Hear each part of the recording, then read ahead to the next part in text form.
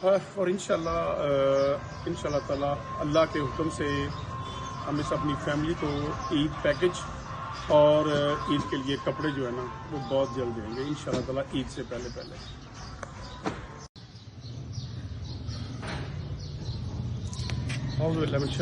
बिस्मिल्लाहिर्रहमानिर्रहीम। आज जी रमज़ान पैकेज की हमने लास्ट पर्ची तकसीम कर दी है अल रहमान वेलफेयर फैमिली की तरफ से और अल्लाह के हुक्म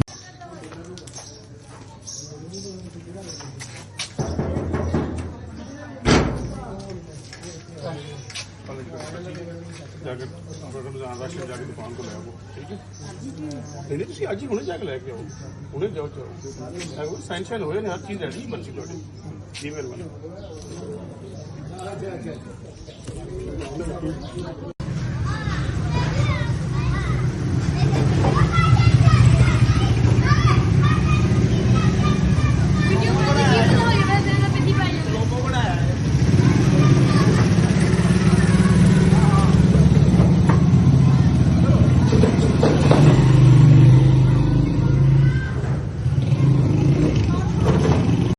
ठीक हो राजी हो ठीक है। अच्छा अपनी पर्ची फड़ लवो ते मारा भेज के ते अपना समान जो रमजान का ठीक है वो मंगवा लवो। अच्छा सेहत थोड़ी कैसी है तबीयत ठीक है? नहीं बस प्यार ही आ रहा चलो अल्लाह पाक तंदुरुस्ती दे। चलो ठीक।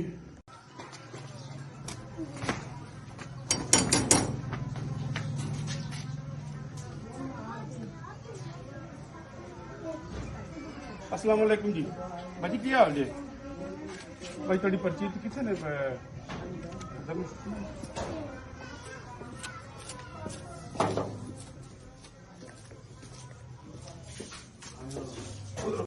इन्होंने कल ना बच्चे रेडी कर देना, ठीक है।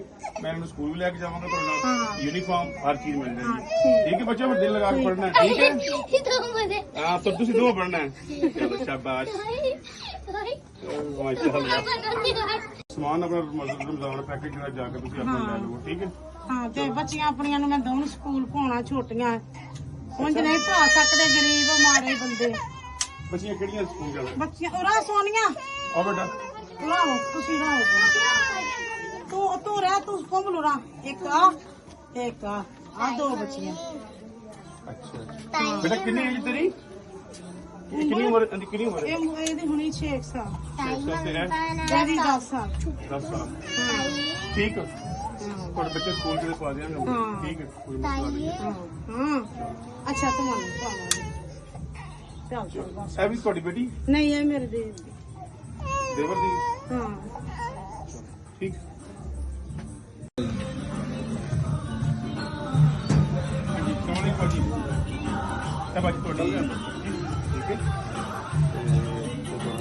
राशन जो ले लो रमजान पैकेज का, ठीक है। चलो अल्लाह दी सपोर्ट। और बच्चे ठीक ने? मेरिया छोटियां बच्चियां स्कूल पाउणियां सी बच्चियां की है स्कूल पाउणियां सी छोटियां अच्छा दो इन को बात कर दो।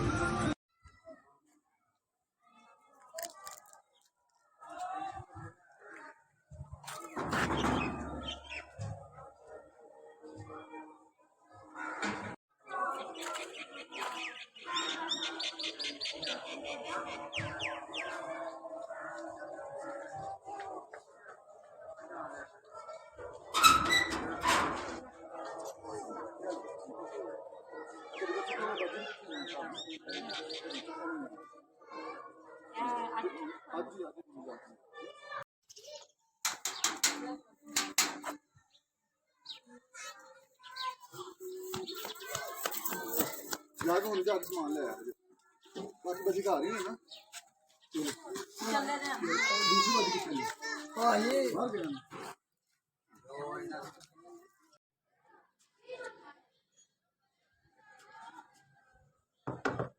अस्सलाम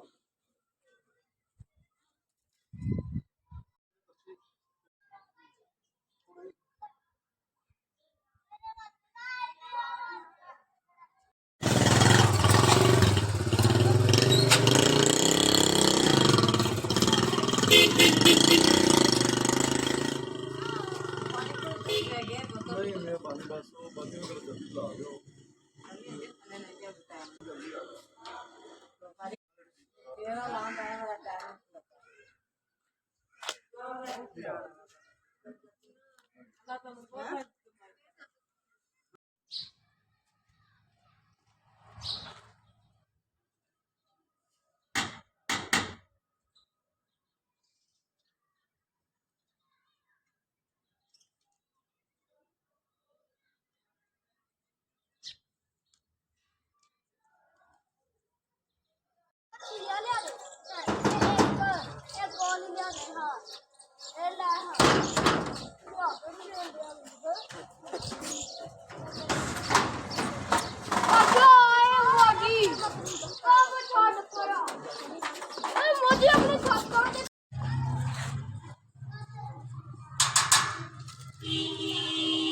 ਜੋ ਮੈਂ ਕਰ ਲੈਣਾ ਮੈਂ ਸਵੇਰੇ ਆਉਣਾ ਮੈਂ ਕਰ ਲੈਣਾ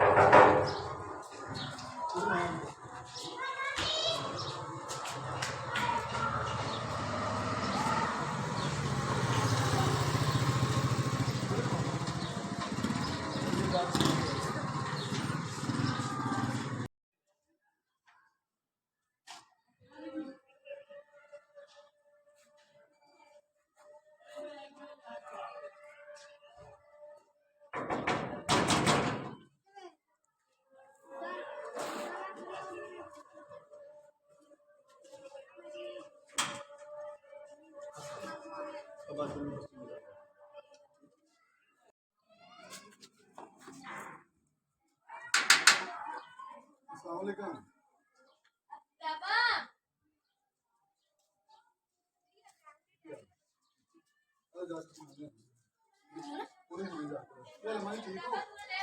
आज सामान ले आओ पूरी हो गई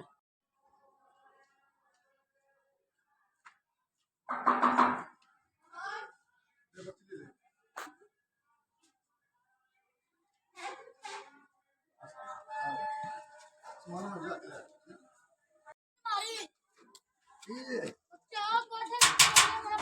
पत्ती ले लो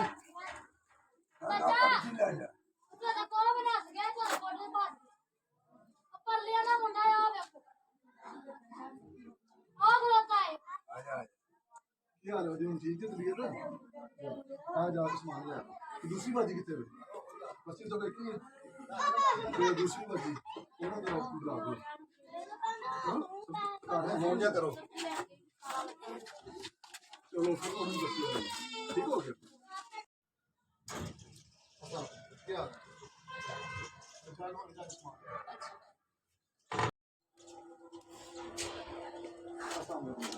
क्या हाल है ठीक हो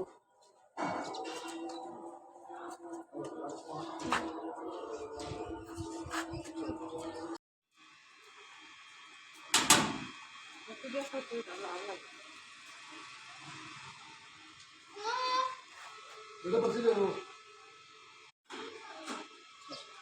मार जा ठीक है